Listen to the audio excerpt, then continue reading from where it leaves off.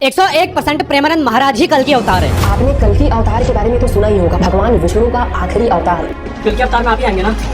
अब यार ये बात They said Kalki will come. महाराज मुझे लगता है आप ही आएगा। जी नहीं, बिल्कुल नहीं आएंगे। मैं ऐसा क्यों कह रहा हूँ? क्या सच में कलयुग का अंत आ गया है? क्या प्रेमानंद महाराज ही भगवान विष्णु के 10वें कल्कि अवतार हैं? नमस्कार दोस्तों, स्वागत है आपका अपने इस चैनल में। आज के इस वीडियो में हम इन लोगों ने जो रायता फैलाया है सोशल मीडिया पर, उसे ही साफ करने का प्रयास करेंगे, क्योंकि बात हवा में नहीं होगी बल्कि कल्कि पुराण और श्रीमद् भागवत पुराण के ठोस सबूतों के साथ होगी। जैसा कि सभी को स्पष्ट है कि प्रेमानंद महाराज या अनिरुद्ध कुमार पांडे, जो कि इनका वास्तविक नाम है, जो वृंदावन के एक अत्यंत उच्च कोट के रसिक संत माने जाते हैं। इनका योगदान राधा नाम का प्रचार और युवाओं को सही रास्ता दिखाना, ऐसा इनका अनुयायियों का कहना है। हमारा नाम प्रेमानंद है, लेकिन ये नहीं जान सकते कि मैं कौन हूँ। मैं कौन हूँ तुम मुझे जान गए क्या?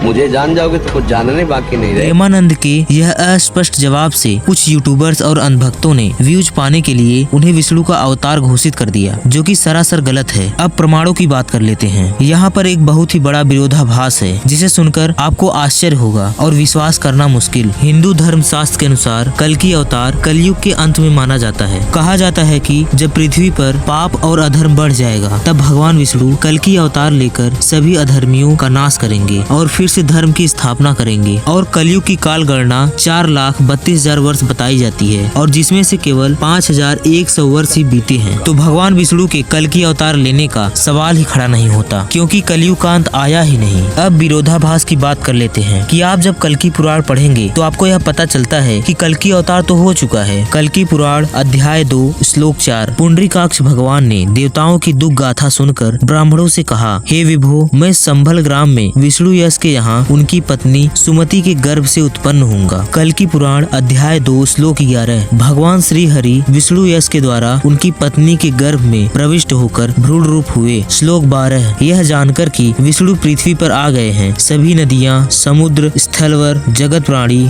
ऋषिगण और देवतागण आदि प्रसन्न हो गए। श्लोक 13, तथा सभी जीव विभिन्न प्रकार से हर्ष प्रकट करने लगे, पितर नाचने लगे और देवता प्रभु के गुणगान में तत्पर हुए। श्लोक 15, वैशाख शुक्ल द्वादशी के दिन भगवान ने अवतार लिया। उनको प्रकट होते हुए देखकर माता पिता पुलकित हो उठे। इन सभी श्लोकों को पढ़कर यह लगता है कि यह सभी घटनाएं तो हो चुकी हैं। ऐसा इसलिए होता है, हिंदू मान्यता के अनुसार कहा जाता है, पहले के ऋषि मुनि त्रिकालदर्शी हुआ करते थे और उन्होंने जो भी किताबें लिखी वे भविष्य को देख कर लिखी, जैसा कि उनके सामने घटित हो रहा हो, और इसे भविष्य के बजाय भूतकाल की जीवंत भाषा में लिखा, मानो यह घटना घट चुकी हो। लेकिन आज के समय में भविष्य देखना या भविष्य देखने का दावा करना दोनों ही मूर्खता और अंधविश्वास का हिस्सा माना जाता है। और कल्कि पुराण के स्वरूप का वर्णन श्रीमद् भागवत पुराण के स्कंद 12 अध्याय 2 श्लोक 19 और 20 में मिल जाता है। इसमें लिखा गया है, असीम शक्ति के स्वामी भगवान कल्कि देवदत्त नामक तेज सफेद घोड़े पर सवार होकर पृथ्वी पर भ्रमण करेंगे। उनके हाथ में चमकती हुई तलवार होगी, जिससे वे राजा के वेश में छिपे करोड़ों पापियों और लुटेरों का विनाश करेंगे। क्योंकि ये सभी बातें कल्कि अवतार होने के लिए प्रेमानंद के जन्म, स्वभाव, व्यवहार और जीवन शैली से बिल्कुल मेल नहीं खाती। हम कह सकते हैं कि प्रेमानंद कल्कि अवतार नहीं हो सकते। आपका क्या विचार है इस वीडियो पर? कमेंट में जरूर बताएं, और चैनल को सब्सक्राइब नहीं किया है तो जरूर करें। इन कुछ लोगों को अभी भी लगता है कि कल्कि अवतार हो चुका है, क्योंकि आपका जो कमेंट है वो सीधे भगवान विष्णु के पास जाने वाला है।